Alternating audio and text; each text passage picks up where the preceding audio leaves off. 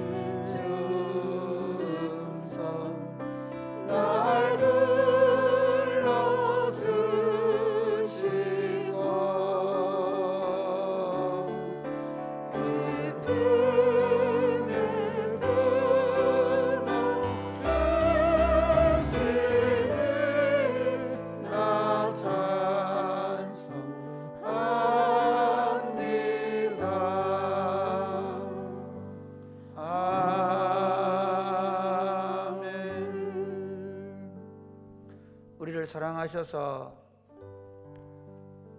각자의 처소에서 그리고 예배당에서 하나님을 향하여 예배하는 날을 주시고 예배하게 하심을 감사합니다. 우리 마음과 우리의 뜻과 우리의 성품을 다해서 하나님을 예배합니다.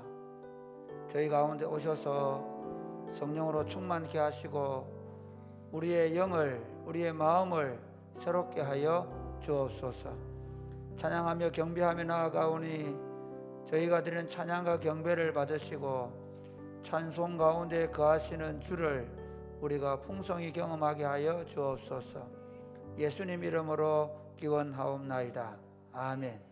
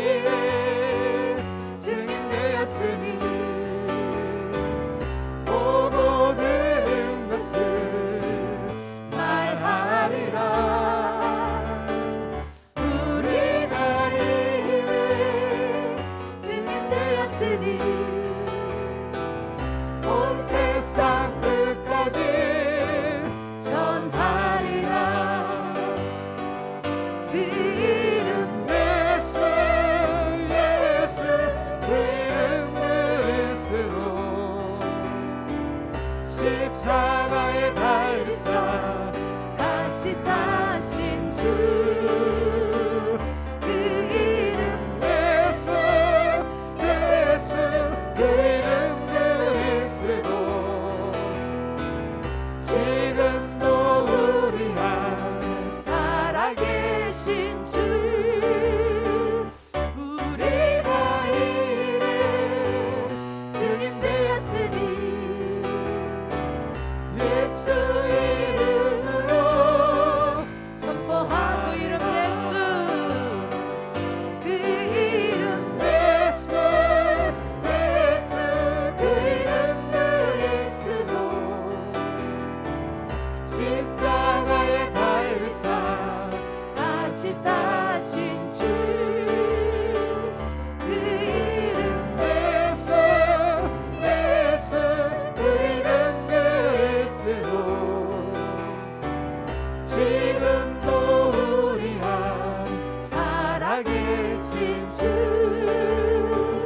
우리가 이래 증인되었으니 예수 이름으로 선포하리라 선포하리라 예수 이름으로 예수 이름으로 선포 마지막으로 예수 이름으로 선포하리라 예수 이름으로 선포하리라 할렐루야.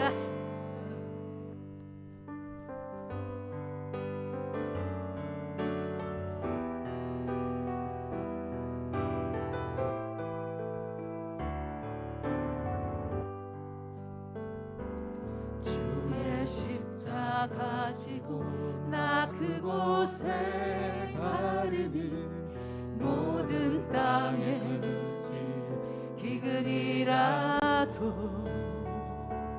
주님은 나 보내셨으니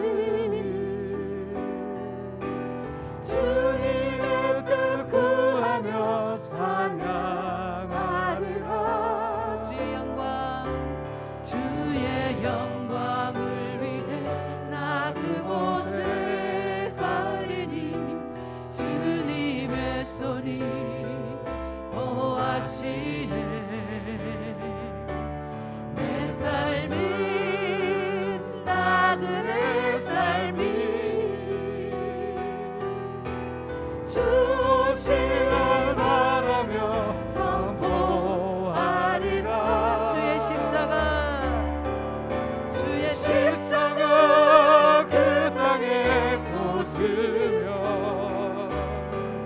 주의 이름으로 세례를 주고 내 영혼 살아도 주 위함이며 죽어도 주를 위한 것이니 성령이여 임하소서 이 땅 위에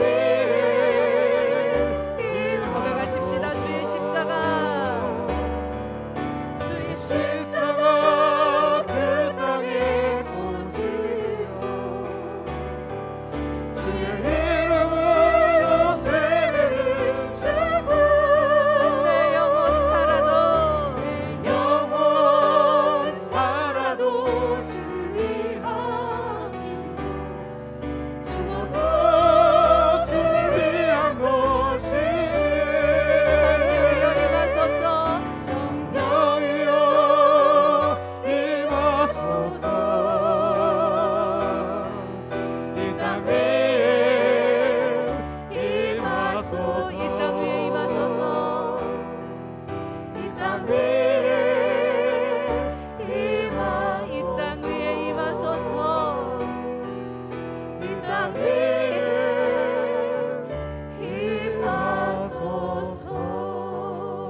임하소서. 할렐루야. 죄악으로 인해 어두워진 우리들에게 생명의 빛으로 오신 주님의 은혜를 감사합니다. 불안하고 혼탁한 세상 속에서 한 주간 거룩하신 하나님 은혜 가운데 우리를 지켜주신 은혜를 감사합니다.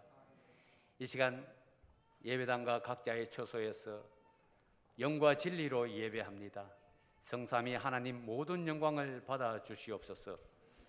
창조주 하나님은 우리 인간을 창조하실 때 우리에게 영생을 주시는 것이 목적이었습니다. 그러나 우리 인간은 타락의 본성에 따라 하나님의 통치를 외면하고 자기의 생각과 주장대로 살아감으로 말미암아 점점 하나님으로부터 멀어져 가고 무엇이 이제는 옳은 것인지 분별력도 상실한 이 시대 속에 우리를 부르셔서 참빛 대신 예수 그리스도를 믿고 구원의 은혜를 누리게 하심을 감사합니다. 이곳에 말씀과 기도로 주님 보시기에 온전한 교회를 세우게 하심을 감사합니다. 하나님 아버지, 우리의 모든 사역들을 온전히 감당하게 하옵소서. 이 시대 속에 사역들을 통하여 우리가 가야 할 길을 밝히 조명하게 하옵소서.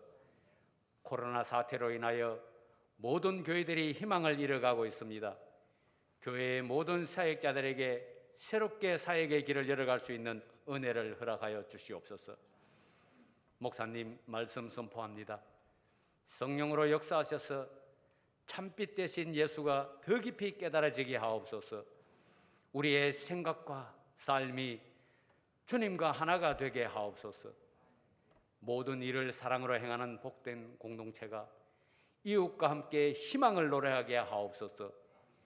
육신의 연약한 자녀들은 말씀 가운데 치유와 회복의 역사가 나타나게 하옵소서. 다음 세대가 더욱 든든히 세워져가는 교회 되게 하옵소서. 예배의 모든 섬김까지 함께 영광을 받아 주시옵소서. 우리를 죄에서 구원하신 예수님의 이름으로 기도드립니다.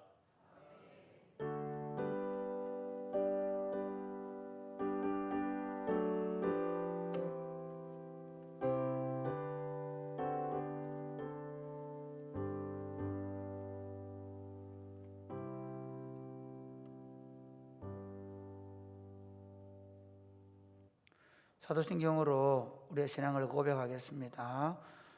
영상을 보시면 되겠습니다. 나는 전능하신 아버지 하나님 천지의 창조주를 믿습니다.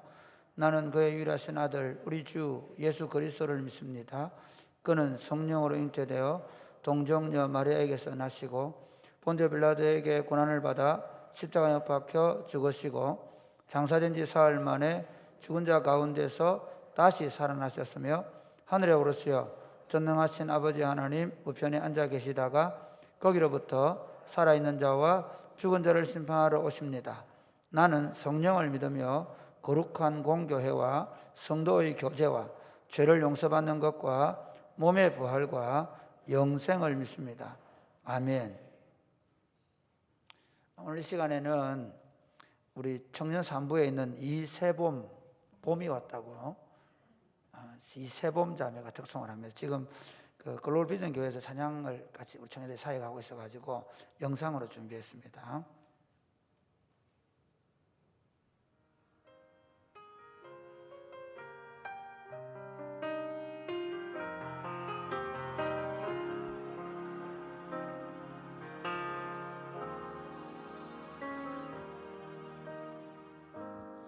아무 생각 없이 노래가 좋았지. 오래된 기억 속에 그 교회에서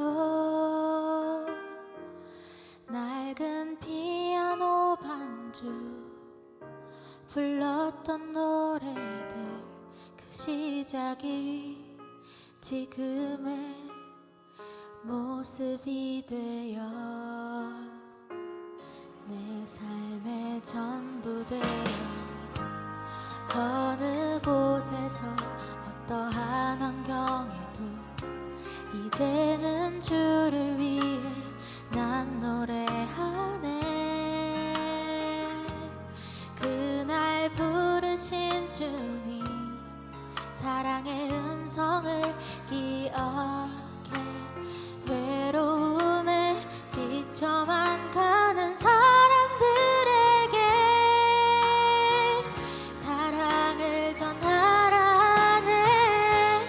나의 노래는 나의 삶 이제야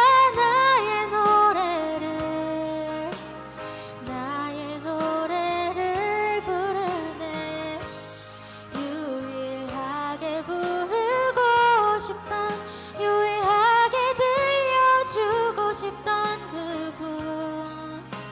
그분을 위해 나 이제 노래하네 내 노래.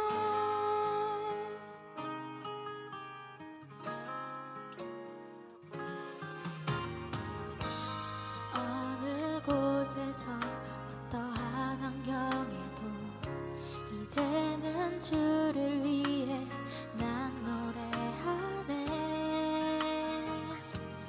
그날 부르신 주님 사랑의 음성을 기억해. 외로움에 지쳐만 가는 사람들에게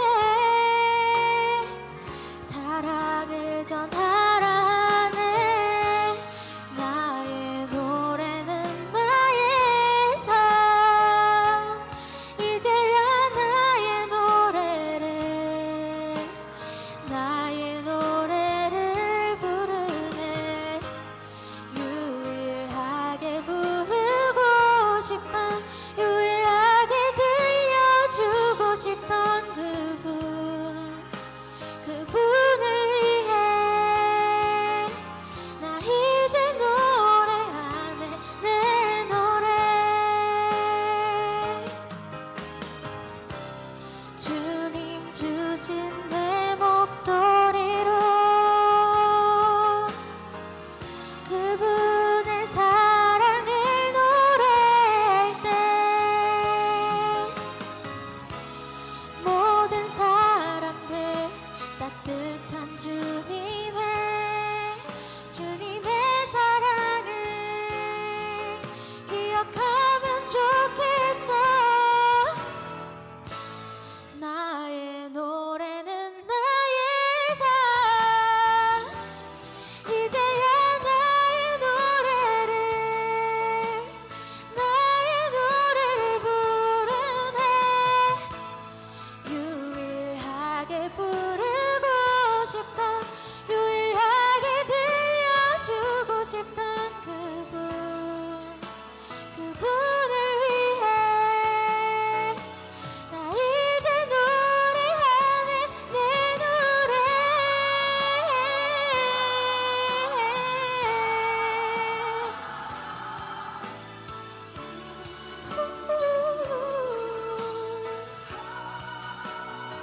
그분을 위한 노래.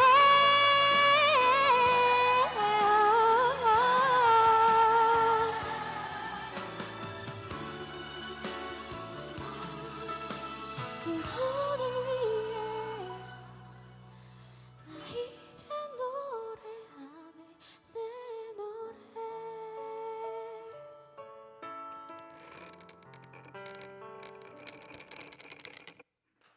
아멘. 감사합니다. 우리 친구들이 사실 방송 사정이 많이 안 좋은데도 너무 열심히 그리고 너무 최선을 다해 찬양해서 고맙게 생각합니다. 기도하겠습니다. 하나님 감사합니다. 우리에게 이 아름다운 노래를 주셔서 감사합니다. 우리가 만났던 예수님을 말할 수 있도록 우리에게 아름다운 이름이 되어 주셔서 감사합니다. 오늘 우리가 하나님의 말씀을 듣겠습니다. 우리의 아름다운 이름 되신 예수님, 이 말씀이 우리 인격과 삶을 바꾸어 주셔서 우리가 부르는 삶의 노래가 또 다른 사람들에게 하나님의 영광을 보여주는 것이 될 수 있도록 우리의 삶을 변화시켜 주옵소서. 예수님 이름으로 기도드립니다. 아멘. 오늘 우리에게 주신 하나님의 말씀은 요한복음 1장 19절부터 28절까지 말씀만 일단 보겠습니다. 원래 오늘 강의 본문은 요한복음 1장 19절에서 51절까지 마지막 끝까지인데 일단 19장 1절부터 28절까지 말씀만 보겠습니다. 유대인들이 예루살렘에서 제사장들과 레위인들을 요한에게 보내어 네가 누구냐 물을 때에 요한의 정언이 이러하니라. 요한이 드러내어 말하고 숨기지 아니하니 드러내어 하는 말이 나는 그리스도가 아니라 한데 또 묻되 그러면 누구냐? 네가 엘리야냐? 이르되 나는 아니라. 또 묻되 내가 그 선지자냐? 대답하되 아니라. 또 말하되 누구냐? 우리를 보낸 이들에게 대답하게 하라. 너는 내게 대하여 무엇이라 하느냐? 이르되 나는 선지자 이사야의 말과 같이 주의 길을 곧게 하라고 광야에서 외치는 자의 소리로라 하니라. 그들은 바리새인들이 보낸 자라. 또 물어 이르되 네가 만일 그리스도도 아니요 엘리야도 아니요 그 선지자도 아닐진데 어찌하여 세례를 베푸느냐? 요한이 대답하되 나는 물로 세례를 베풀거니와 너희 가운데 너희가 알지 못하는 한 사람이 있었으니 곧 내 뒤에 오시는 그이라. 나는 그의 신발끈을 풀기도 감당하지 못하겠노라 하더라. 이 일은 요한이 세례 베풀던 곳 요단강 건너편 베다니에서 일어난 일이니라. 아멘. 예수님은 누구십니까? 예수님 그분을 우리는 어떻게 부릅니까? 요한복음은 바로 예수님 그분은 누구십니까? 라고 우리에게 질문하는 것을 답해 주는 말씀입니다. 저는 서론으로 1장 1절부터 18까지 내용을 가지고 예수 그리스도가 태초부터 계시던 말씀이시다라는 주제로 지난 시간에 말씀을 드렸습니다. 예수 그리스도는 창조주와 창조주 사이에 있는 중간 전달자인 헬라 철학에서 말하는 로고스가 아니라 예수 그리스도는 영원 전부터 영원하신 하나님과 함께 계시던 하나님인 말씀이라는 것입니다. 그리고 그 말씀이 하나님과 함께 계셔서 하나님을 가장 잘 아시고 하나님과 친교를 누리신 분이시라는 것입니다. 그리고 그 예수님이 창조물이 아니라 창조주가 되셔서 천지를 창조하신 분이라는 것입니다. 그런데 그분이 육신의 몸을 입고 말씀이 육신이 되어서 도대체 이건 너무 미련한 것이고 이건 너무 어리석은 것이라고 말하는 유대 사상과 헬라 사상에서 이렇게 도대체 말이 안 되는 얘기인데 그 하나님이 사람이 되셨다. 그런데 그 사람 되신 예수님을 보니 아버지의 독생자의 영광이 거기 있더라. 그래서 그 예수님 안에 아버지의 영광은 어떻게 흘러나왔냐? 은혜와 진리로 우리 가운데 흘러나서 우리가 그 예수님을 보고 하나님 아버지가 얼마나 은혜롭고 하나님 그분이 얼마나 진리이신지를 알게 되었다는 것입니다. 그러면서 오늘 이 땅에 그리스도의 몸으로 존재하는 교회 공동체는 바로 은혜와 진리의 공동체가 되어서 하나님의 영광을 이 땅에 드러내며 살아야 할 줄로 믿으시기를 바랍니다. 그런데 그 예수님을 이제 육신으로 오신 예수님을 어떻게 하나님의 아들로 우리가 믿을 수 있느냐는 것입니다. 아니 이렇게 말씀하지만 그렇게 어떻게 예수님이 하나님의 아들 그리스도이심을 믿을 수 있느냐는 것입니다. 물론 이것을 2장부터 쭉 계속해서 그분의 사역을 통해서 그분이 하나님의 아들 그리스도라는 사실을 여러 가지 사건들을 통해서 증명하지만 예수가 하나님의 아들 그리스도이심을 증언하는 사람들이 있었다는 것입니다. 여러분 법정에서 한번 보십시오. 법정에서 보면 딱 두 가지를 가지고 나오죠. 특별히 요즘엔 그렇습니다. 증거가 있느냐? 증거물을 가지고 나오죠. 그 일을 증언할 증거. 그 다음에 두 번째 뭐죠? 증인. 증인과 증거물 둘 중 하나만 있어도 그 사건이 성립이 되는 겁니다. 요한복음은 실제로 1장은 요한복음 전체의 서론격입니다. 예수 그리스도가 태초부터 계시던 말씀이셨고 그분이 이 땅에 육신의 몸을 입고 오신 하나님이라는 사실을 선언하신 다음에 그분이 바로 하나님의 아들 그리스도라는 사실을 이제 증인들을 통하여 증거하면서 그분이 하나님의 아들 그리스도였다라고 말씀하고 있습니다.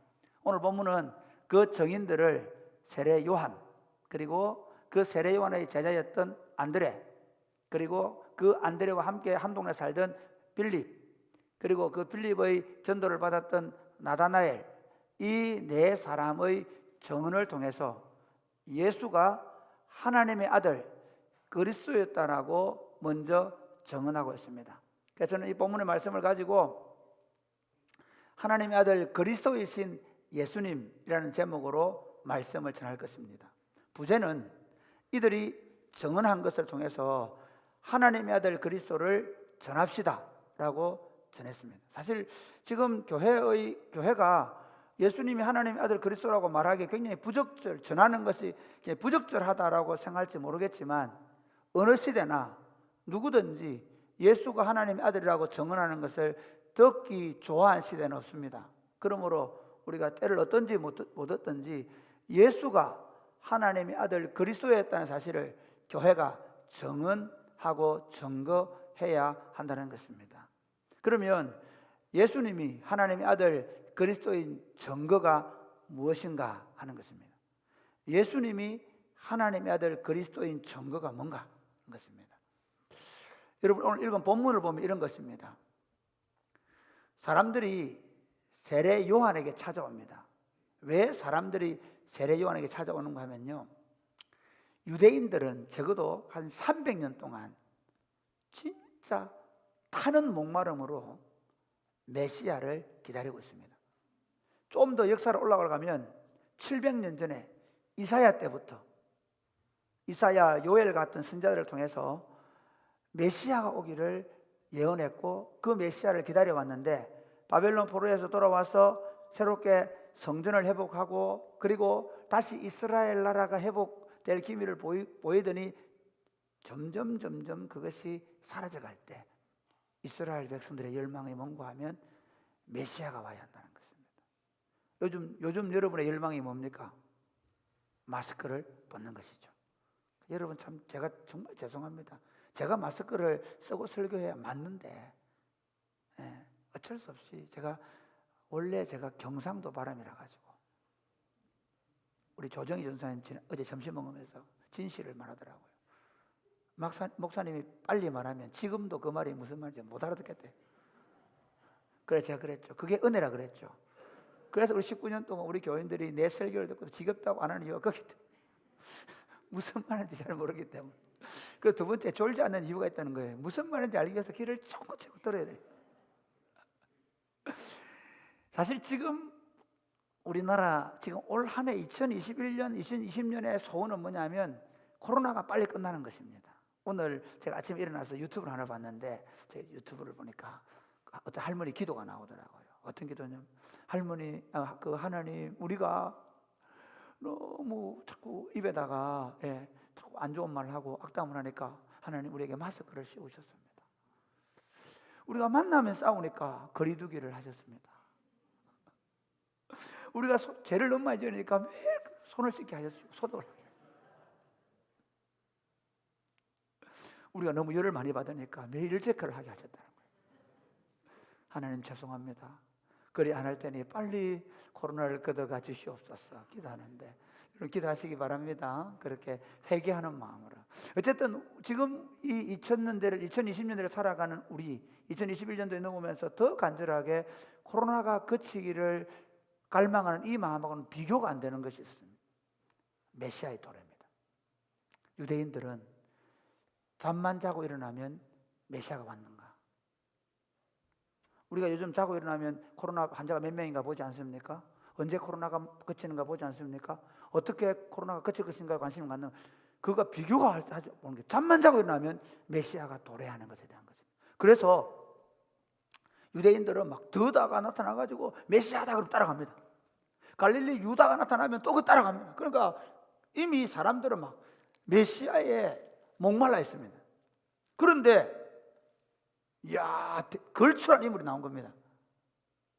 원래 제사장은 어떤 화려한 옷을 입어야 되거든요. 지금 추기경들이나 그 천주교의 사제들이 입는 그런 옷 있잖아요. 그런 제사장복을 입고 관을 쓰고 그렇게 제사를 드려야 될 이 제사장 가문의 요한이 광야에서 낙타 트롯을 입고 그리고 그 야생 식물, 야생 동물의 그 꿀, 그걸 먹고, 그러면서 하나님 앞에 말씀과 기도로 살던 SNF와 쿰랑 공동체처럼 말씀과 기도로 훈련되어 있기 때문에 이 목소리가 보통이 아닌 거예요. 영성이 있으면 그러니까 회개하라! 그러니까 막 사람들이 그 앞에서 그 로마의 앞잡이 노릇하던 군인들도, 세금을 징수하던 세무원들도, 그리고 수많은 유대의 백성들이 그 앞에 마치 밧줄에 끌려오는 것처럼 끌려와서 세례 요한 앞에 꼬꾸라지고 세례를 받는 겁니다. 이걸 보고 온 유대 사람들이, 뭐 유대 땅이라 해봐야 그 경상남북도만 한 거니까요, 뭐 뜯어서간 겁니다. 와, 드디어 메시아의 출현이다, 메시아다, 막 그렇게 난 거예요. 그런데 이걸 어떻게 해서인지 잠을 재워야 하는 사람들이 누구냐 하면, 그 당시 그 나라를 지배하던 종교적 권력이 사내들인 공회거든요. 실제적으로 유대를 지배하던 사람들은요, 정치적으로는 헤롯 가문이고 세금을 걷어들이고 군사적으로 지배하던 것은 로마의 그 황제의 총독이지만, 그러나 유다 백성들의 모든 삶을 실질적으로 지배한 사람은 누구냐면 사내든 공회의 70명의 의원들이었습니다. 그들이 사람을 보냅니다. 그 보면 장로들을 보내고 그 제사장을 보냈다는 사두개인들을 보냅니다. 그 뒤에 보면 바리새인들이 보냈다거든요. 같은, 원래 사내들인 공회는 사내들인 공회와 바리새파, 제사장 가문인 사두개파와 바리새파가 함께 사내들인 공회를 이루고 있거든요. 그래서 이 사람들이 와서 조사를 온 겁니다. 조사를 합니다. 너 누구야? 도대체 너 누구냐? 너 엘리야냐? 아닌데요. 너 그 선지자냐? 우리가 기다리는 그 선지자냐? 아닌데요. 너 도대체 누구냐? 그렇게 얘기하니까 세례 요한이 뭐라고 합니까? 나는 선지자 이사야의 말과 같이 주의 길을 곱게 하라고 광야에서 외치는 자의 소리로 왔다는 겁니다. 그 이사야의 예언에 있는 광야에서 외치는 자의 소리다, 그럽니다. 그러면서 이렇게 말합니다. 26절 7절 한번 같이 읽겠습니다. 26절 7절 시작. 요한이 대답하되 나는 물로 세례를 베풀거니와 너희 가운데 너희가 알지 못하는 한 사람이 있었으니 곧 내 뒤에 오시는 그이라. 나는 그의 신발끈을 풀기도 감당하지 못하겠노라 하더라. 이렇게 말합니다. 지금 너희 중에 서 있는 저분이 계신데, 이제 예수님은 정확하게 누구라 지적은 안 합니다. 그러나 너희 중에 계신 분이 계신데, 그분이, 나는 그분을 신발끈도 매기에 감당하지 못한다. 그분은 왕이시고 나는 그분의 종이다. 나는 그분 앞에 서서 물러거라, 왕의 행차시다 라고 말하는 광야에 외치는 자의 소리다. 여러분이 예수님이 말한 건 뭐냐면요, 어느 나라나 황제나 왕이 길을 갈 때 그 길에 막고 있는 어떤 물건이나 사람이 비켜가도록 물러거라, 왕의 행차시다 말하는 사람이 있는데, 내가 바로 그 왕의 행차를 알리는 사람이다, 그렇게 말합니다. 그러면서 29절에 보면 이렇게 말하죠. 같이 읽겠습니다. 시작. 이튿날 요한이 예수께서 자기에게 나오심을 보고 이르되 보라, 세상 죄를 지고 가는 하나님의 어린 양이로다. 그러면서 예수님을 세상 죄를 지고 가는 하나님의 어린 양으로 선포합니다. 그러니까 여러분 한번 보십시오. 세례 요한이 굉장히 주목을 받을 수 있지 않습니까? 요즘 뭐 이단들 보면 조금만 주목해도 자기 하나님이라 그러잖아요. 아니, 자기가 하나님인 것처럼, 아니 뭐 나는 메시아는 아니더라도 그 성경의 예언은 바로 그 선지자다, 이 정도만 해도 굉장히 주목을 받고, 그리고 사람들로부터 아주 뭐랄까요, 존경과 신뢰를 충분히 받을 수 있음에도 불구하고 세례 요한은 나는 아니다, 나는 광야에 외치는 자의 소리에 불과하다, 이렇게 말하고 있는 겁니다. 세례 요한이 예수님을 세상 죄를 지어가는 하나님의 어린 양이다, 그가 메시아다, 제자라고 선언합니다. 그 다음 두 번째 성인이 누구냐면 안드레입니다. 자, 36절부터 한번 보겠습니다. 36절 시작. 예수께서 근이심을 보고 말하되 보라 하나님의 어린 양이로다. 제가 읽겠습니다. 두 제자가 그의 말을 듣고 예수를 따르거늘 예수께서 돌이켜 그 따르는 것을 보시고 물어 이르시되 무엇을 구하느냐 이르되 랍비여 어디 계시오니까 하니 랍비는 번역하면 선생이라. 예수께서 이르시되 와서 보라. 그러므로 그들이 가서 계신 데를 보고 그날 함께 거하니 때가 10시쯤 되었더라. 요한의 말을 듣고 예수를 따르는 두 사람 중에 하나는 시몬 베드로의 형제 안드레라. 그가 먼저 자기의 형제 시몬을 찾아 말하되 우리가 메시아를 만났다 하고 메시아는 번역하면 그리스도라. 데리고 예수께로 오니 예수께서 보시고 이르시되 내가 요한의 아들 시몬이니 장차 게바라 하리라 하시니라. 여러분 이렇습니다. 요한이 자기를 따르는 제자들이 있는데 그 중에 제일 똑똑한 것 같아요. 안드레하고 그리고 사도 요한입니다. 사도 요한이 이렇게 글을 쓸 수 있었던 것은 사도 요한이 세례 요한의 제자였는데 나중에 예수님의 첫 번째 제자. 예수님 첫 번째 제자는 원래 안드레하고 요한이라고 볼 수 있겠죠. 그렇죠? 그래서 이제 그 중에 그 두 사람 중에 예수님이 보냄을 받습니다. 안드레하고 요한이. 가가지고 예수님 어디 계십니까? 와봐라. 그래서 예수님과 하루 종일 시간을 보냅니다. 그리고 10시라는 것은 우리나라 시간으로 유대 시간을 6시간을 더하면 됩니다. 오후 4시죠. 오후 4시에 예수님 이제 안드레가 자기 형님인 시몬에게 갑니다. 우리가 메시아를 만났습니다. 우리가 기다리는 그분을 만났습니다. 형님한테 얘기를 합니다. 그래서 시몬이 예수님께 옵니다. 예수님께 오니까 예수님이 시몬을 보고 하는 말이 사실 지금 이 성경에 나오는 안드레나 시몬이나 나중에 나오는 빌립이나 나다나엘을 보면 알아야 되는 게 그냥 어쩌다가 예수님 이거 아닙니다. 절대로 아닙니다. 예수님이 처음 만났던 그 제자들을 보면요 엄청나게 메시아를 갈망하고 있는 사람들입니다. 엄청나게 기도하고 있는 사람들입니다.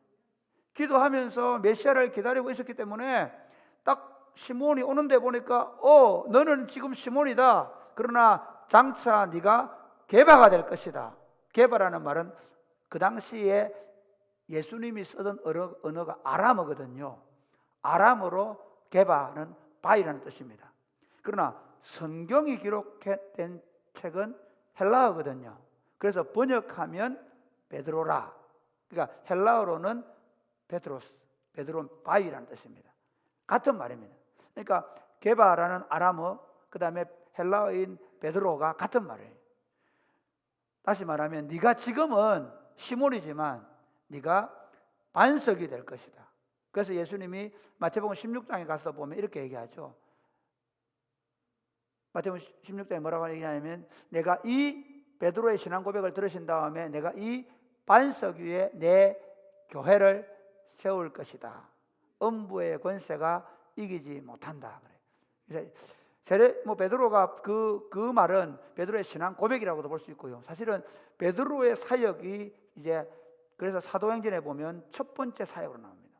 베드로가 했던 이 설교, 이 고백을 통해 하나님의 교회가 세워지는 것입니다. 어쨌든 안드레는 세례 요한의 제자였는데 예수님이 계신 곳에 가서 함께 거하는 거다가 이제 예수님이 메시아라고 증언하게 된 것입니다. 그 다음에 또 한 사람이 있습니다. 빌립입니다. 자, 44절 말씀입니다. 서로 교동합니다. 이튿날 예수께서 갈릴리로 나가려 하시다가 빌립을 만나 이르시되 나를 따르라 하시니 빌립은 안드레와 베드로와 한 동네 베세다 사람이라. 빌립이 나다나엘을 찾아 이르되 모세가 율법에 기록하였고 여러 선지자가 기록한 그 일을 우리가 만났으니 요셉의 아들 나사렛 예수니라. 나다나엘이 이르되 나사렛에서 무슨 선한 것이 날 수 있느냐. 빌립이 이르되 와서 보라 하니라. 그러니까 예수님이 이제 그 갈릴리 지역에서 같은 동네에 살고 있는 빌립을 만납니다. 그러니까 예수님이 그 빌립을 나를 따라오너라 하라고 말할 때 마찬가지입니다. 그가 이미 하나님 나라를 기다리고 있는 사람입니다. 그래서 그의 절친이 누구냐면 나다나엘입니다. 빌립이 가서 보니까 이분이 정말 메시아라는 거죠. 메시아를 알아본 겁니다. 그래서 빌립이 자기 친구 신실한 나다나엘을 찾아갑니다. 나다나엘, 성경에 기록한 그 메시아를 내가 만났다 그럽니다. 누군데? 나사렛 예수다. 뭐 나사렛에서 무슨 선한 게 날 수 있냐? 와봐라. 그렇게 얘기합니다. 그래서 나다나엘이 예수님께로 왔다 하는 것입니다. 빌립이 예수님을 보고 그가 하나님의 아들 그리스도이심을 증언했다 이렇게 얘기하죠. 그 다음 나다나엘 마찬가지입니다. 나다나엘 불려갈 때 뭐 나사렛에서 선한 게 있다고 이렇게 얘기해 갔는데 한번 보실까요? 47절 보면 예수께서 나다나엘이 자기에게 오는 것을 보시고 그를 가리켜 이르시되 보라 이는 참으로 이스라엘 사람이라 그 속에 간사한 것이 없도다. 나다나엘이 이르되 어떻게 나를 아시나이까? 예수께서 대답하여 이르시되 빌립이 너를 부르기 전에 내가 무화과 나무 아래 있을 때에 보았노라. 나다나엘이 대답하되 랍비여 당신은 하나님의 아들이시요 당신은 이스라엘의 임금이로소이다. 예수께서 대답하여 이르시되 내가 너를 무화과 나무 아래서 보았다 하므로 믿느냐? 이보다 더 큰 일을 보리라. 또 이르시되 진실로 너에게 이르노니 하늘이 열리고 하나님의 사자들이 인자 위에서 오르락 내리락 하는 것을 보리라 하시니라. 이 말씀은요, 그 사다리가 된다는 것은 여러분 창세기에 보면 야곱이 꾸었던 꿈에 이대로 나오거든요. 천사들이 오르락 내리락 하잖아요. 이 말은 예수 그리스도가 하나님과 사람을 잇는 중보자가 된다는 것을 의미합니다. 그건 앞에 두고요, 나다나엘이 딱 올 때 뭐라 합니까? 나다나엘이 딱 올 때 이 사람이야말로 참 이스라엘이다. 이 말은 이 사람이야말로 진짜 하나님의 백성이다 그 말이거든요. 어떻게 줄 알아요? 네가 무화과 나무 아래에 있을 때 내가 보았다. 이 무화과 나무 아래에 있었다는 말은요, 나다나엘이 기도하는 사람이었다는 걸 말합니다. 나다나엘이 무화과 나무 아래에서 기도하고 있는, 네가 메시아의 도래를 위하여 기도하는 모습을 내가 이미 너를 부르기 전에 내가 너를 보았다.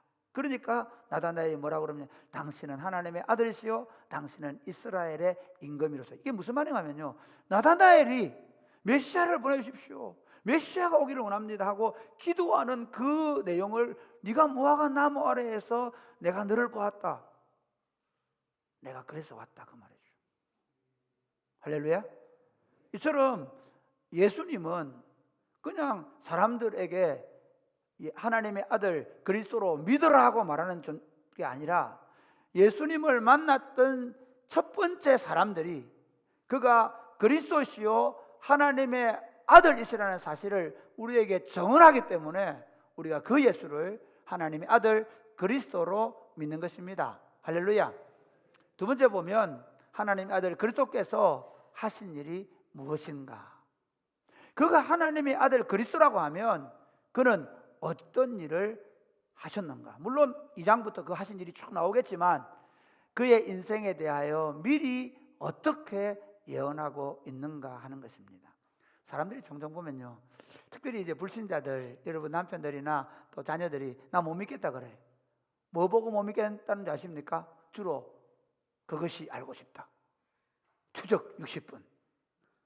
거기는 보면 말도 안 되는 목사들이 나와요. 사이비들이 나오고, 그래 나와가 뭐 이상한 짓 하고 보고 봐라 지금 어디까지 예수 믿노 그렇게 얘기합니다. 한번 물어보겠습니다. 솔직히 말하면 뉴스에는 사이비 목사들만 나옵니까? 아버지를 죽인 아들은 안 나옵니까? 남편을 엄독해서 죽이는 아내는 안 나옵니까? 그러면 모든 아내들을 안 믿어야죠. 여러분 아내들이 밥을 줄 때마다 벌벌벌 떨면서 이거 먹어도 돼? 당신이 먼저 먹어봐. 이래야 먹어야죠. 안 그래요? 여러분 아들 낳아놓고 이놈의 새끼 언제 나를 죽일지 몰라. 그래야 되잖아요. 근데 왜 유독 예수를 믿는 일만 그렇게 부정적으로 대하십니까? 저는 안 믿는 집에 자랐거든요.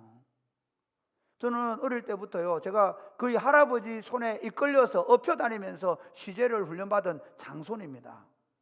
저희 할아버지 할머니는요, 우리 집안 식구가 8명 남아있어도 8명 있어도 저 거를 반으로 떼놓습니다.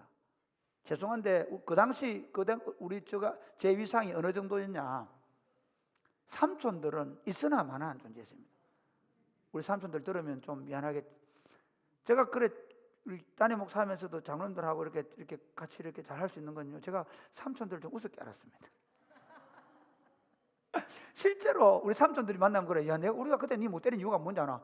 할아버지가 하도 일을 줘. 우리 할아버지 진짜 무섭고 좀 솔직히 말하면 저희 집안 식구들에게는 조금 안 좋은 분이셨거든요. 막 그냥 막 밥상 엎어버리고 막 좀 폭력적인. 그런데 저에게는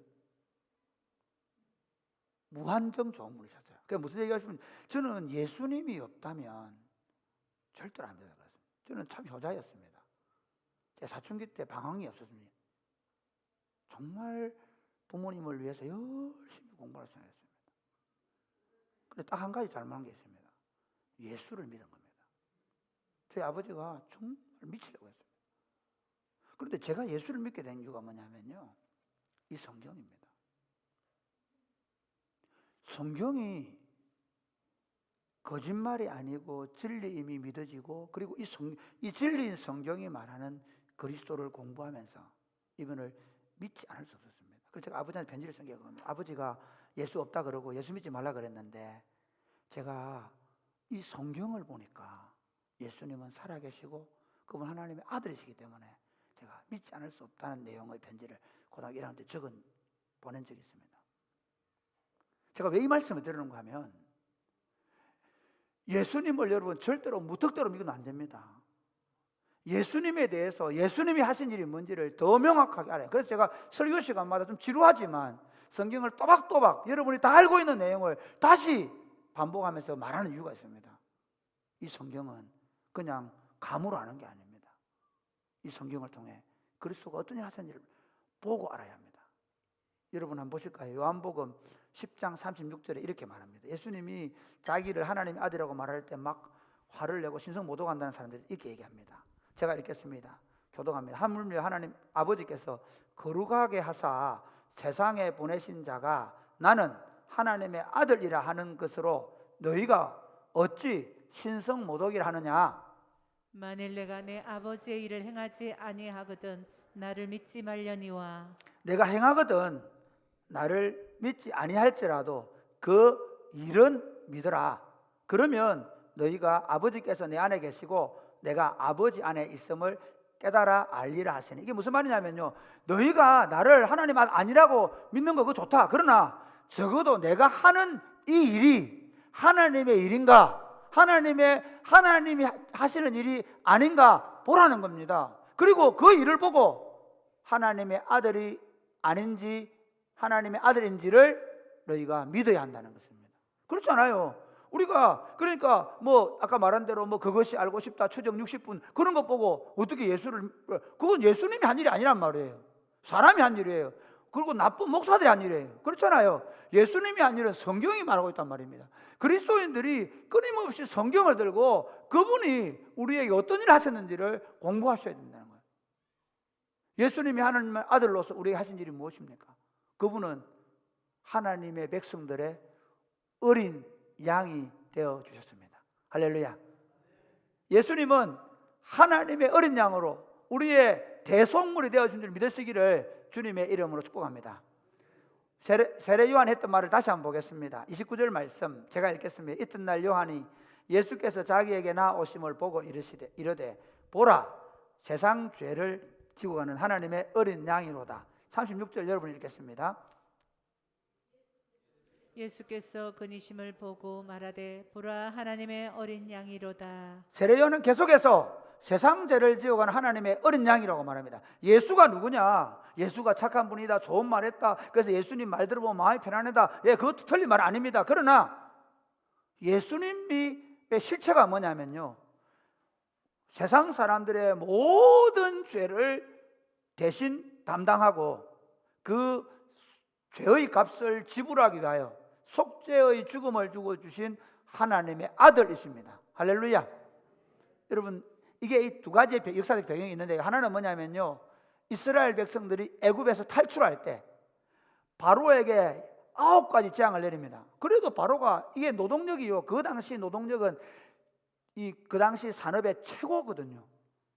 지금도 우리나라가 노동력을 이주민들을 데려오죠. 이주민들 데려온 이유가 있습니다. 그래서 여러분 이주민들 무시하면 안 됩니다. 그 사람들 때문에 우리나라 경제가 지금 이 산업 경제가 살아있는 겁니다. 그 당시에는 노예 경제거든요. 그래서 노예들을 이용해서 애굽 나라가 발전하고 있었는데 그 노예 60만 명, 그러니까 남자들만 60만 명이 빠져나가면 애굽이 무너지는 거예요. 절대로 안 넣죠. 그런 상황 속에서 안 내놓으려고 합니다. 그랬는데 마지막 재앙이 뭐냐면 애굽의 파라오의 아들로부터 모든 장자들과 짐승의 처새끼를 다 죽이는 겁니다. 그 애굽 땅에 살고 있는 모든 사람과 짐승의 첫 번째를 다 죽이는 겁니다. 그 재앙에 살 수 있는 유일한 방법이 있는데 그거 뭔가 하면 이스라엘 백성들이 준 거죠. 꼭 이스라엘 백성들만 하는 게 아닙니다. 그 이스라엘 백성들이 하는 말을 들은 이방 잡족들도 그렇게 해서 살아납니다. 어쨌든 어떻게 하는가 하면 어린 양을 잡습니다. 어린 양을 잡아가지고 그걸 밤 되기 전에 구워 먹습니다. 그걸 구워 먹고 그리고 다 준비해 있습니다. 하루가 지나가기 전에 밤이 새기 전에 그걸 먹고 딱 준비하고 있습니다. 그리고 그 피를 집에 문 설주와 문 바깥문에 딱 발라놓습니다. 그러면 심판의 영이 지나가다가 그 어린 양의 피가 발라져 있는 집은 넘어갑니다. 그래서 그게 유월절입니다. 넘어간다. 하나님의 재앙이 넘어간 절기가 유월절입니다. 하나님의 어린 양이라는 말은 무슨 말이냐? 그 양을 먹고 그 양의 피를 바른 사람은 재앙이 넘어간다. 그 유월절 어린 양입니다. 또 하나는 이스라엘 백성들의 신년은 언젠가, 유대인들의 신년은 지금 우리로 말하면 한 9월에서 10월 사이인데 그들의 달기로는 7월입니다. 7월 1일이 첫날입니다. 그리고 그 첫날부터 7월 10일이 되면 그 키프루 요미를 해가지고 대속죄일입니다. 대속죄일. 참 재밌어요. 이스라엘 사람들은요 9일 동안 뭐 하는 줄 아세요? 9일 동안 첫날에 왔다 우리 막 좋아하는 게 아니고 9일 동안은 자신들이 그 전에 살아왔던 죄에 대하여 회개합니다. 그러니까 한 해 동안 살면서 하나님 앞에 잘못했던 것들을 회개하는 시간을 9일 동안 갖습니다. 우리도 명절 되기 전에 우리 12월 달 되면 대속죄를 선포하고 한 10일 동안 우리 했던 말 이런 거 다 회개하는 시간을 가져야 돼. 어쨌든 그렇게 시간을 갖고요. 10일 날이 되면 어떻게 하느냐? 참 재밌습니다. 그 송아지를 한 마리 잡아가지고 그 피로 제사장들의 죄를 속합니다. 그리고는 백성들의 죄를 속하는 염소를 2마리 잡는데 한 마리는 하나님을 위해서 잡아서 그 피를 1년에 한 번 대제사장이 지성소로 들어가서 그 시온 좌야에 뿌립니다.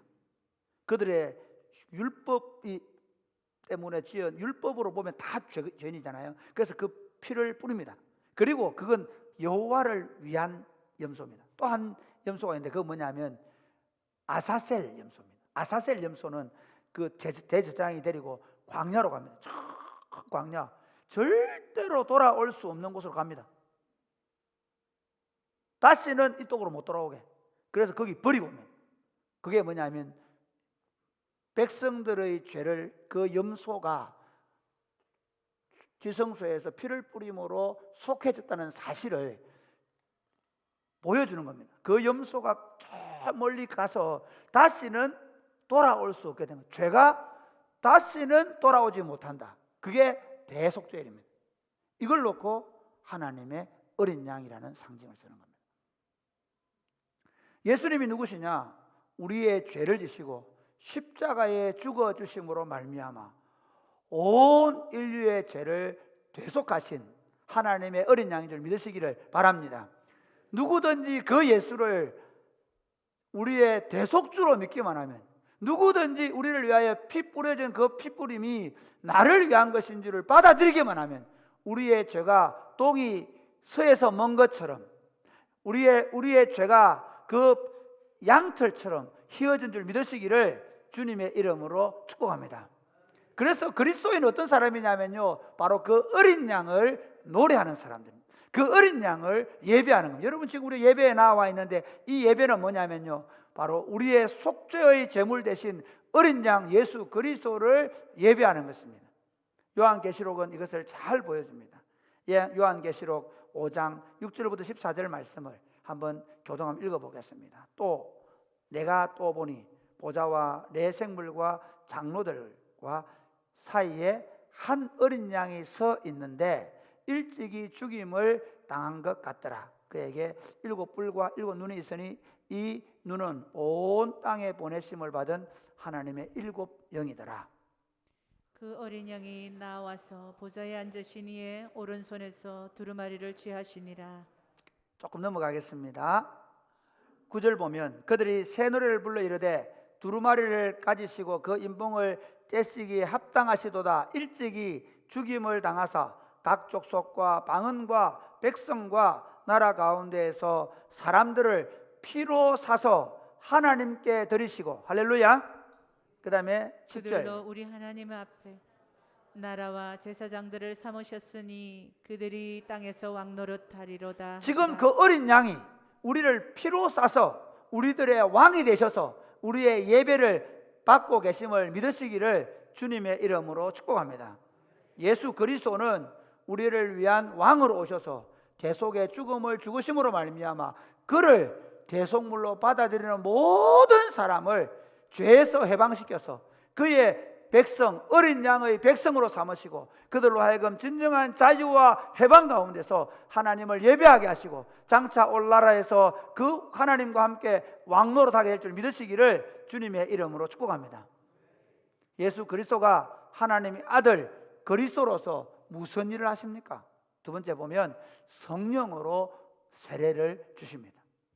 요한복음 다시 우리 본문으로 돌아가겠습니다. 1장 25절에서 27절 말씀을 한번 보겠습니다. 교독합니다. 또 물어 이르되 네가 만일 그리스도도 아니요 엘리야도 아니요 그 선지자도 아닐진데 어찌하여 세례를 베푸느냐? 요한이 대답하되 나는 물로 세례를 베풀거니와 너희 가운데 너희가 알지 못하는 한 사람이 있었으니 곧 내 뒤에 오시는 그이라. 나는 그의 신발끈을 풀기도 감당하지 못하겠노라 하더라. 이게 무슨 말인가 하면요, 지금 질문을 하고 와 있는데 예수님이 지금 세례를 받기 위하여 서 계실 가능성이 많습니다. 예수 세례 요한은 기도하는 사람이었기 때문에 알아보는 겁니다. 아, 저분일 거야. 그러면서 너희 가운데 서 계신 분이 계신데 그분이 내 뒤에 오는 분이다. 내가 물로 세례를 주는 이유는 이렇게 얘기합니다. 자, 한번 보실까요? 33절 같이 시작. 나도 그를 알지 못하였으나 나를 보내어 물로 세례를 베풀라 하신 그이가 나에게 말씀하시되 성령이 내려서 누구 위에든지 머무는 것을 보거든 그가 곧 성령으로 세례를 베푸는 이인 줄 알라 하셨기에. 지금 세례요한 이렇게 얘기하는 겁니다. 그 앞에 보면 생략이 되어 있는데 그 앞에 이렇게 얘기하죠. 내가 보니까 내가 세례를 베푸는데 거기에 성령으로 세례를 받는 그분을 하나님의 아들 메시아라고 미리 하나님께서 나에게 말씀하셨다는 겁니다. 그래서 내가 그분에게 그분이 와서 내가 어떻게 저기 오십니까? 제가 가야 되는데요. 그러니까 예수님이 뭐라 그럽니까? 이렇게 해서 우리가 하나님의 의를 이루는 것이 합당하다. 그렇게 얘기해서 세례를 받는데 하나님의 성령이 임하는 걸 세례요한이 본 겁니다. 그러면서 이렇게 말합니다. 그 성령 임하는 그분은 나는 물로 세례를 주지만 그분은 성령으로 세례를 주실 분이라는 사실을 나에게 하나님이 말씀하셨다는 것입니다. 그러면 정말 예수님 그분이 성령으로 세례를 주셨습니까? 사도행전 1장 4절 5절 한번 보겠습니다. 교독합니다. 사도와 함께 모이사 그들에게 분부하여 이르시되 예루살렘을 떠나지 말고 네게서 들은 바 아버지께서 약속하신 것을 기다리라. 요한은 물로 세례를 베풀었으나 너희는 몇 날이 못되어 성령으로 세례를 받으리라 하셨느니라. 참 재미있는 말씀이 있습니다. 자, 요한은 이렇게 얘기했죠. 나는 물로 세례를 베풀지만 성령으로 세례를 주실 것이다.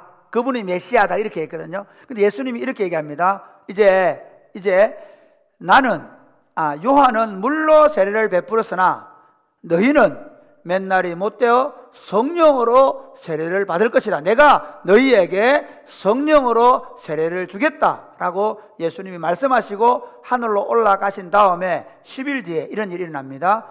사도행전 2장 14절 오순절날이 이미 이름에 그들이 다 같이 한 곳에 모였더니 2절 사도행전 2장 1절 2절 시작. 호련히 하늘로부터 급하고 강한 바람 같은 소리가 있어 그들이 앉은 온 집에 가득하며 마치 불의 혀처럼 갈라지는 것들이 그들에게 보여 각 사람 위에 하나씩 임하여 있더니 그들이 다 성령의 충만함을 받고 성령이 말하게 하심을 따라 다른 언어들로 말하기를 시작하니라. 그러니까 예수님께서 약속하신 대로 오순절날 성령을 보내주심으로 지금 하나님의 교회가 시작된 줄 믿으시기를 바랍니다. 이 일 때문에 난리가 났습니다. 아니 도대체 이 사람들 지금 뭐 하는 거야? 술 챘나? 이런 얘기를 하니까 베드로가 이렇게 말합니다. 베드로 사도행전 2장 14절에 19절을 보면 베드로가 11 사도와 함께 서서 소리를 높여 이르되 유대인들과 예루살렘에 사는 모든 사람들아 이 일을 너희로 알게 할 것이니 내 말에 귀를 기울이라. 때가 제3시니 너희 생각과 같이 이 사람들이 취한 것이 아니라 이는 곧 선지자 요엘을 통하여 말씀하신 것이니 일러서되 하나님이 말씀하시기를 말세에 내가 내 영을 모든 육체에 부어주리니 너희의 자녀들은 예언할 것이요 너희의 젊은이들은 환상을 보고 너희의 늙은이들은 꿈을 꾸리라. 여러분 정말 재밌지 않습니까? 그 안드레에게 이끌려왔던 그 시몬이 이제는 성령을 받고 그리고 그가 예수 그리스도를 증언하면서 예수 그리스도가 보낸 이 성령은 요엘 선지자에게 이미 예언된 것이라는 것입니다. 요엘 선지자가 결국은 메시아를 통해서 올 성령을 예언했는데 그 성령이 오늘 교회에 임한 것입니다. 교회는 성령으로 시작된 공동체인 줄 믿으시기를 바랍니다. 우리가 그리스도를 믿는다는 것은 그리스도를 믿는 모든 자들에게 하나님이 성령을 선물로 주신 줄로 믿으시기를 바랍니다. 사랑하는 여러분, 우리가 하나님의 아들 예수님이 우리에게 주신 성령님을 우리는 믿고 그분을 받아들이고 그리고 그 성령으로 말미암아서 사는 사람들이 그리스도인들입니다. 에베소서 5장 18절에 보면 술 취하지 말라 이는 방탕한 것이니 오직 성령으로 충만함을 받으라. 할렐루야. 우리가 예수님이 우리에게 성령을 주시는 분인 걸 믿을 뿐만 아니라 그 성령을 주신 그 성령을 우리가 받았으므로 날마다 성령에 충만해서 사는 교회 공동체가 되시기를 주님의 이름으로 축복합니다. 이처럼 예수님은 하나님의 아들 그리스도로서 우리의 죄를 속량하는 하나님의 어린 양이 되셨고 우리에게 성령을 선물로 주셨습니다. 그럼 세 번째, 그러면 우리는 하나님의 아들 그리스도를 우리가 믿고 받아들인 우리는 어떻게 해야 합니까? 다시 처음으로 돌아가겠습니다. 여러분 처음 제자들 한번 보십시오. 세례 요한이 예수 그리스도를 바라보는 순간 세상 죄를 지고 하나님의 어린 양이라는 걸 깨닫는 순간 그가 성령으로 세례를 주는 분을 깨닫는 순간 그가 어떻게 합니까? 그를 그의 제자들에게 소개합니다.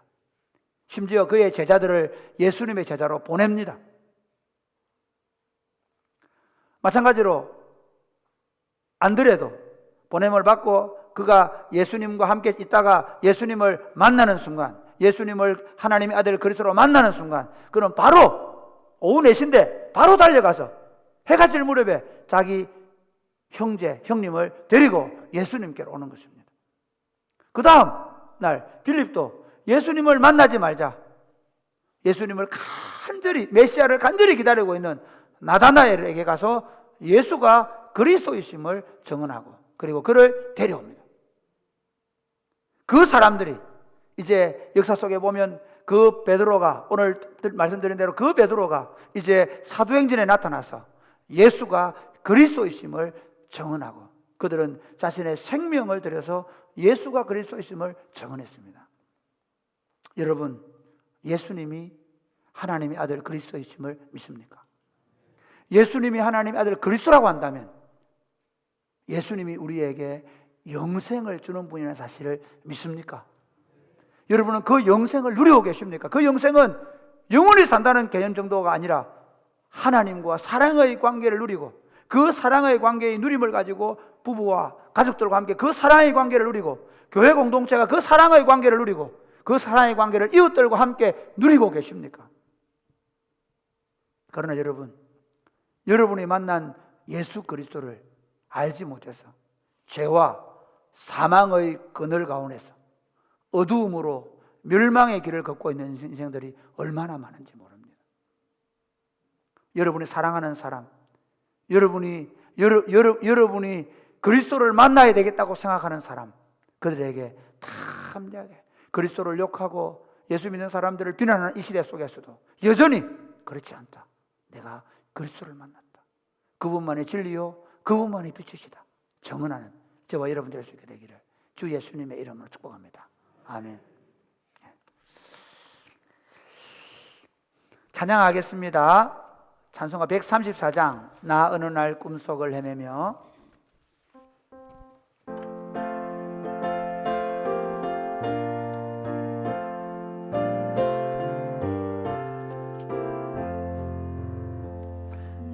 어느 날 꿈속을 헤매며 어느 바닷가 끊을 때 그 갈릴리 오신이 따르는 많은 무리를 보았네.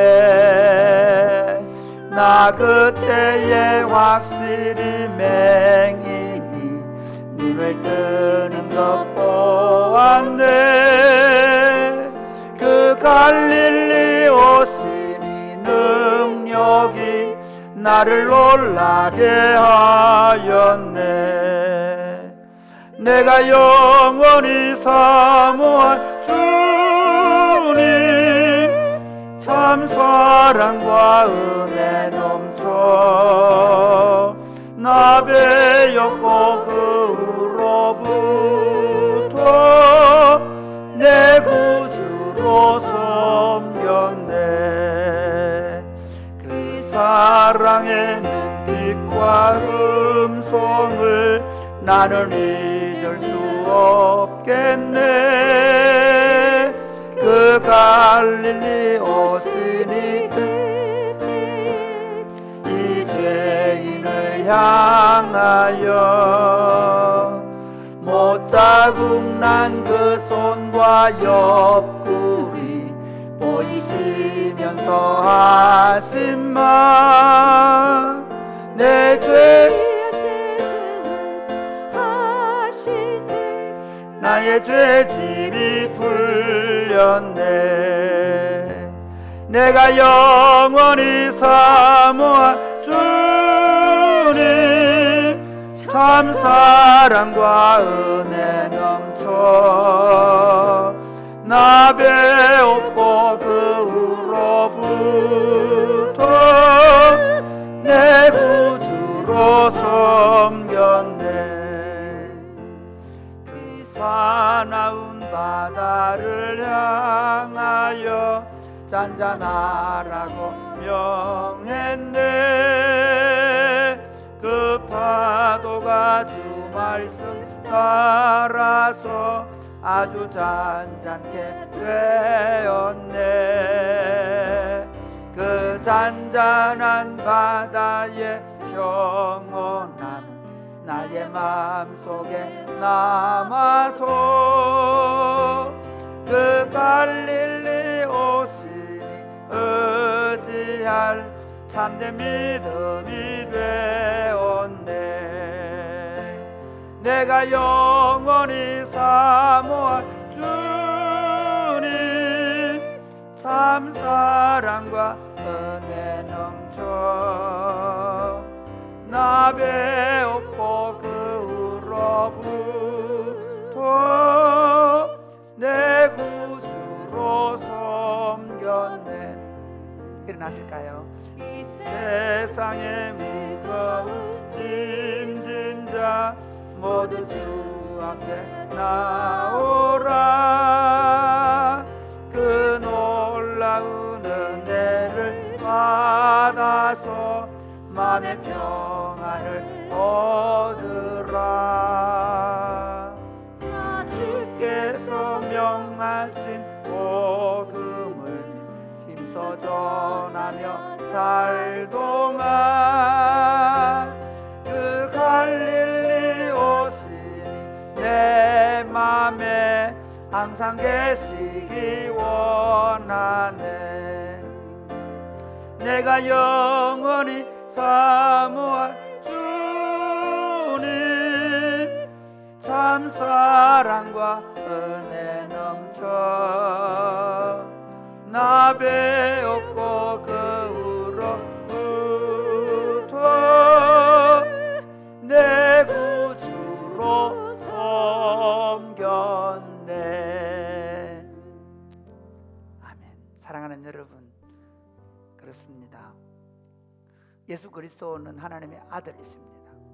우리를 위한 속죄의 제물이 되신 하나님의 어린 양이 되십니다. 예수 그리스도를 믿으면 영생을 얻고 성령을 선물로 받아서 하나님의 왕국의 백성으로 은혜와 진리 가운데 살아갈 수 있습니다. 빛 가운데 살아갈 수 있습니다. 사랑하는 여러분, 묻습니다. 여러분 예수 그리스도를 하나님의 아들, 나의 구주로 믿으십니까? 여러분은 성령을 선물로 받으셨습니까?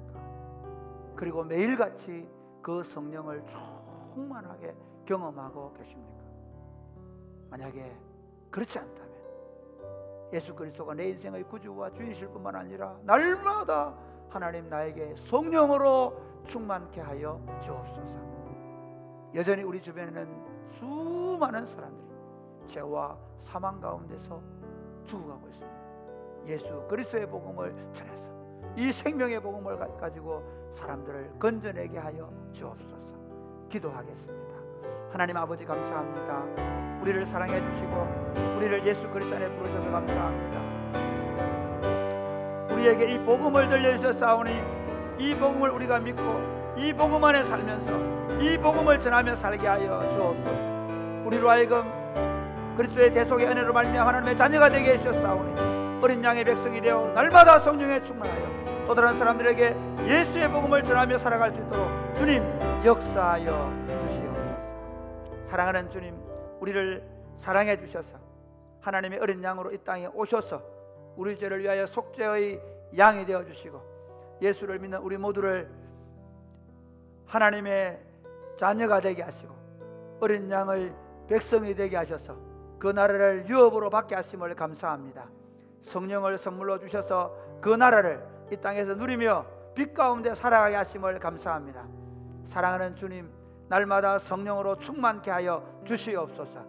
그리고 죄와 사망 가운데서 어둠의 그늘에 살아가는 수많은 영혼들에게 하나님의 아들 어린 양 대신 예수 그리스도 성령을 선물로 주시는 그분을 우리가 전해서 그들도 예수 그리스도 안에서 빛과 생명 가운데 살아가게 하시고 성령으로 충만하여 살아갈 수 있도록 주님 도와 주시옵소서.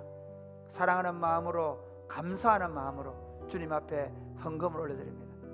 하나님, 이 물질을 받으시고 이 물질이 쓰여지는 곳마다 주의 나라가 임하게 하여 주옵소서. 물질을 드리는 모든 손길들 위해 이 물질이 주는 기쁨을 비교할 수 없는 하늘의 기쁨과 평안을 누리며 살게 하여 주옵소서. 예수님 이름으로 기도드립니다. 아멘. 주 예수 그리스도의 은혜와 하나님 아버지의 크고 무한하신 사랑과 성령님의 교통하심이 사랑하는 주의 백성들과 저들의 자녀들 머리 위에 이제로부터 영원토록 함께 있을지어다. 아멘.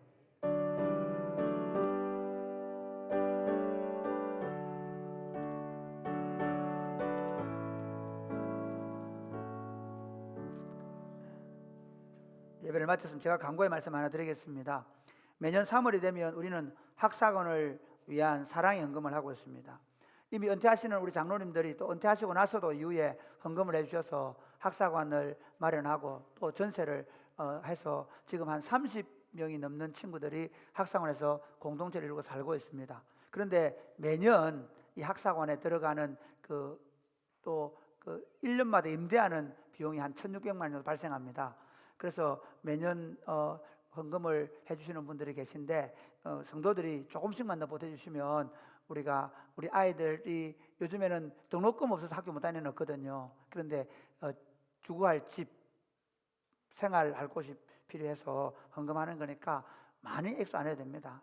다들 전 공동체가 함께 동참해 주셔서 우리 청년들, 대학생들이 좋은 공동체 이룰 수 있도록 헌금해 주시고, 헌금할 계좌는 여기 주보에 있으니까 참고해 주셔서 3주 동안 우리가 이 캠페인을 합니다. 3주 동안 생각하면서 기도하면서 좀 후원해 주시면 감사하겠습니다.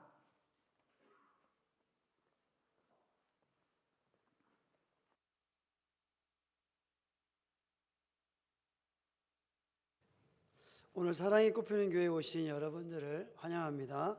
또 비대면으로 예배에 참여하고 계신 분들을 환영합니다. 사랑이 꽃피는 교회는 천국을 누리는 또 천국을 세우는 공동체입니다. 오늘 간단하게 광고의 말씀을 드립니다. 지역사회와 또 우리가 안전한 모임을 계속할 수 있도록 여러분 주중의 방역에 힘써 주시기를 부탁드립니다. 학습세례 입교교육 2주차입니다. 12시 반에 해당되시는 분들은 교육장소로 와주시기를 바랍니다. 출산한 가정이 있습니다. 목장별로 선물을 준비하셔서 교육자실에 주시면 아이가 올 때 선물을 저희들이 전달하겠습니다. 그리고 오늘 담임 목사님을 만나기 원하시는 분들, 그리고 또 새가족 등록을 하기 원하시는 분들은 예배를 마치면 1층 새가족실로 와주시기를 바랍니다. 이번 주간 성경 읽기는 이사야 21장에서 66장입니다. 우리 옆 사람과 인사하겠습니다. 내가 만난 예수님을 전합시다. 우리 함께 축복하겠습니다.